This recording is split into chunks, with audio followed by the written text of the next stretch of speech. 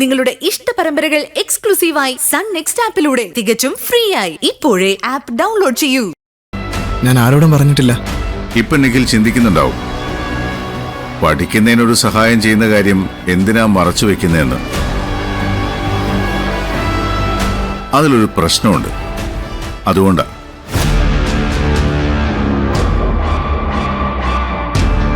നിഖിലിന് അറിയോന്നറിയില്ല, നിധിയുടെ ഹസ്ബൻഡ് ഗൗതവും ഞാനും business ശത്രുക്കളാണ്.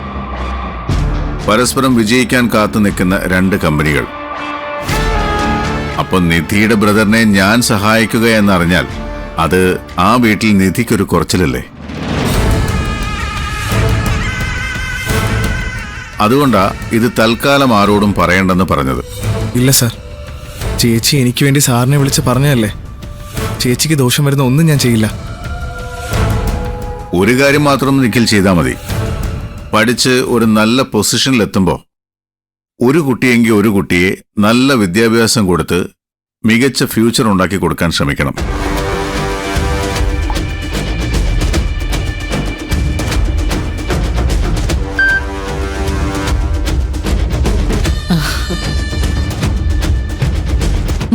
Okay, ചന്ദ്രബോസിന്റെ message വന്നു. ഇനി ഞാൻ എന്താ ചെയ്യണ്ടേ? ആന്റി അത് പറ. നല്ല വെടുപ്പായിട്ട് ചെയ്തു തരാം ഞാൻ. സ്കൂളിലും കോളേജിലും ഒക്കെ പഠിക്കുമ്പോ നീ വലിയ കലാകാരിയായിരുന്നു എന്നല്ലേ പറഞ്ഞത്? ആയിരുന്നല്ല, ആണ്. മിമിക്രിക്കും മോണോ ആക്ടിനും ഒക്കെ ഒരുപാട് സമ്മാനങ്ങളും കിട്ടിയിട്ടുണ്ട്. പിന്നില്ലേ, സംസ്ഥാന സ്കൂൾ കലോത്സവത്തിന് മിമിക്രിക്ക് ലിസ്റ്റ് നിർത്തണ്ട. Yes or no? യെസ്. എങ്കിൽ നീ ഇപ്പൊ നിന്റെ ഫോണിൽ നിന്ന് CK ചന്ദ്രബോസിനെ വിളിക്കണം. ഇതിനാണോ ഇങ്ങനെ വളഞ്ഞു കിട്ടി വന്നത്? ആന്റി നമ്പർ പറഞ്ഞേ. എന്താ ഞാൻ അയാളെ വിളിച്ച് പറയേണ്ടെന്ന് മാത്രം പറഞ്ഞാൽ മതി. ഇപ്പൊ തന്നെ വിളിക്കാം. നീ നിന്റെ ശബ്ദത്തിലല്ല ചന്ദ്രബോസിനെ വിളിക്കേണ്ടത്, നിധിയുടെ ശബ്ദത്തിലാണ്. നിധിയുടെ ശബ്ദത്തിലോ? നിധിയായിട്ട് വേണം നീ സംസാരിക്കാൻ. അത് ശരിയാവോ? കലാപ്രതിഭയാണെന്നും പറഞ്ഞ് തള്ളുന്നതിന് കുറവൊന്നും ഇല്ലായിരുന്നല്ലോ. എന്താ, പേടിച്ചു പോയോ? പേടിയൊന്നുമില്ല. ഞാനൊന്ന് ശ്രമിച്ചു നോക്കാം. കുറച്ച് സോഫ്റ്റ് ആയിട്ട് പിടിച്ചാ മതി. പിന്നെ ഫോണിൽ കൂടെ അല്ലേ ഓക്കെ ആയിക്കോളും. അല്ല, ഞാൻ എന്താ പറയണ്ടെന്ന് ആന്റി പറ. ഞാൻ പറഞ്ഞതൊക്കെ നിഖിലിന് മനസ്സിലായോ?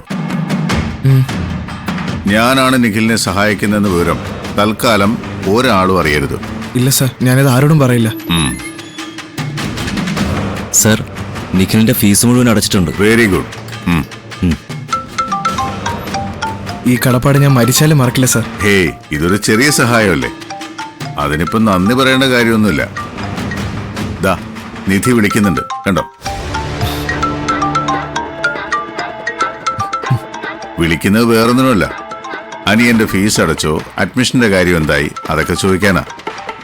ഞാൻ സ്പീക്കറിലിടാം, കേട്ടു നോക്ക്.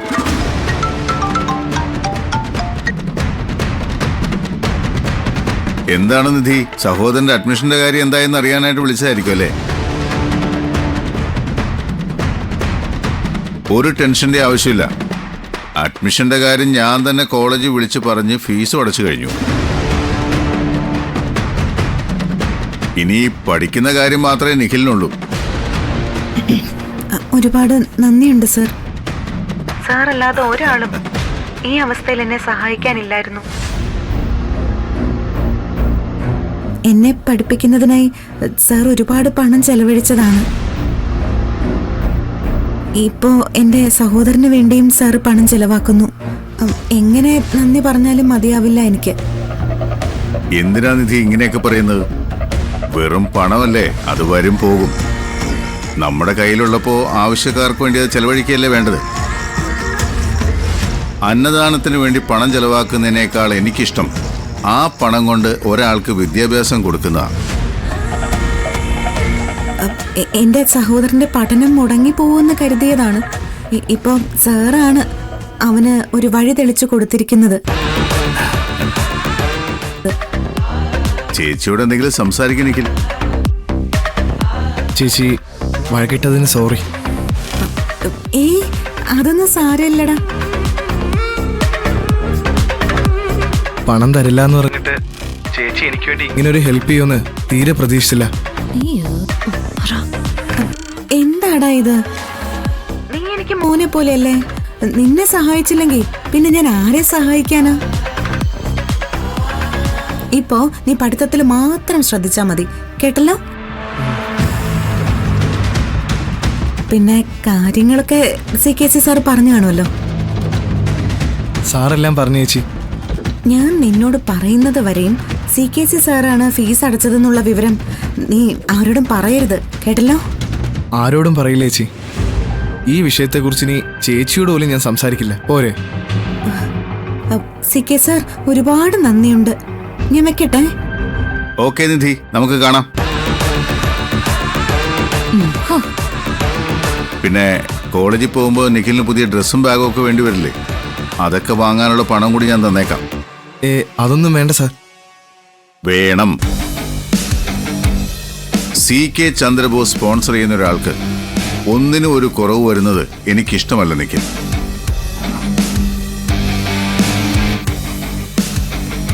ദാ 1 ലക്ഷം രൂപയുണ്ട്, ഇത് പിടിക്കും.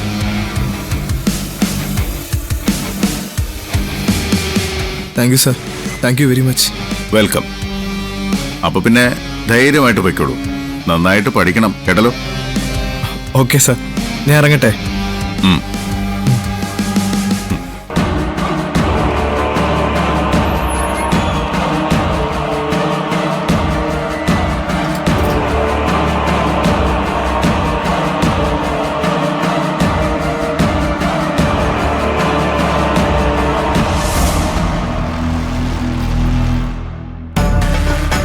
സത്യം പറഞ്ഞ ആന്റി ചെയ്യുന്നത് എന്തൊക്കെയാണെന്ന് എനിക്ക് ഒരു പിടിയും കിട്ടുന്നില്ല.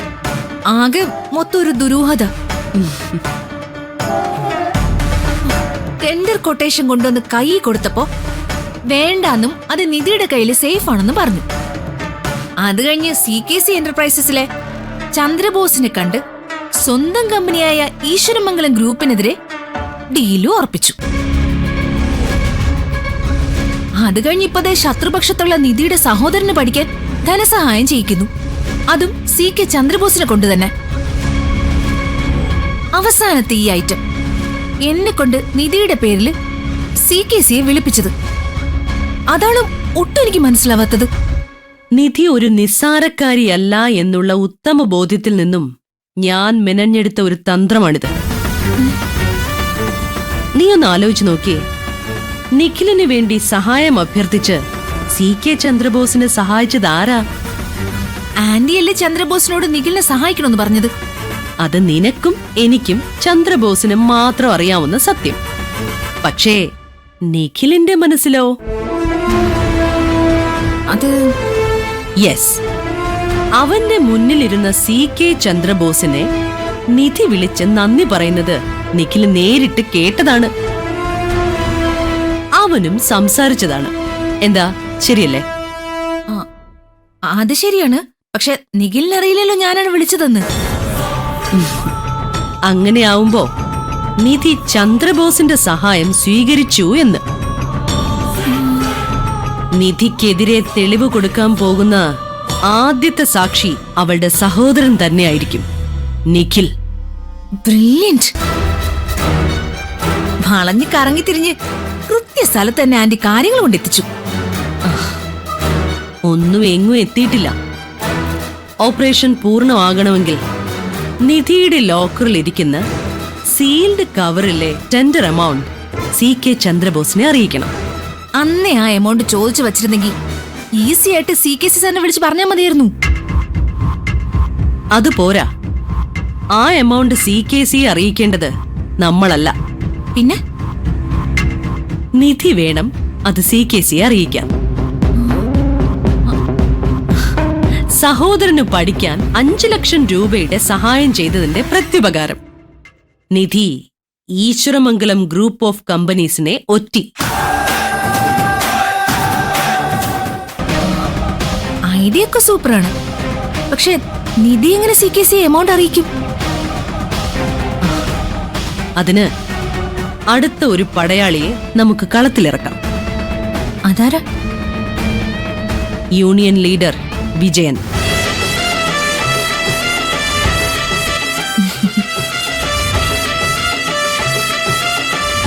എന്താ മാഡം കാണണമെന്ന് പറഞ്ഞത്? പറയാം. അതിനു മുമ്പ് വിജയന് ഞാനൊരു അഭിനന്ദനം അറിയിക്കുകയാണ്. യൂണിയൻ ലീഡർ എന്ന നിലയിൽ തൊഴിലാളികളുടെ ക്ഷേമത്തിനു വേണ്ടിയും അവരുടെ ഉന്നമനത്തിനു വേണ്ടിയും നടത്തുന്ന ശ്രമങ്ങൾക്ക് എന്റെ കൺഗ്രാറ്റ്സ്. Thank you madam. അഭിനന്ദനം അറിയിക്കുന്നതിനൊപ്പം ആക്ഷേപങ്ങൾ കേൾക്കുകയും വേണമല്ലോ. ഞാൻ കേട്ട ചില കാര്യങ്ങള് സത്യമാണോ എന്നറിയാനാ വിജയനെ ഞാൻ വിളിപ്പിച്ചത്. എന്താ മാഡം? നിധി കമ്പനിയുടെ വൈസ് ചെയർപേഴ്സണായി സ്ഥാനമേറ്റതില് തൊഴിലാളികൾക്കിടയിൽ ചില നീരസമുണ്ട് എന്ന് കേട്ടതില് എന്തെങ്കിലും വാസ്തവമുണ്ടോ? അയ്യോ, പേടിക്കൊന്നും വേണ്ട. എന്തായാലും തുറന്നു പറയാം. സത്യസന്ധമായ കാര്യങ്ങൾ അറിയാനല്ലേ ആന്റി വിളിപ്പിച്ചത്. നിധി മാഡം മാഡത്തിന്റെ മരുമകളാണ്, MD-യുടെ ഭാര്യയുമാണ്. ആ സ്ഥിതിക്ക് അനുസരിക്കുകയല്ലാതെ കുറ്റം പറയാൻ പാടില്ലല്ലോ.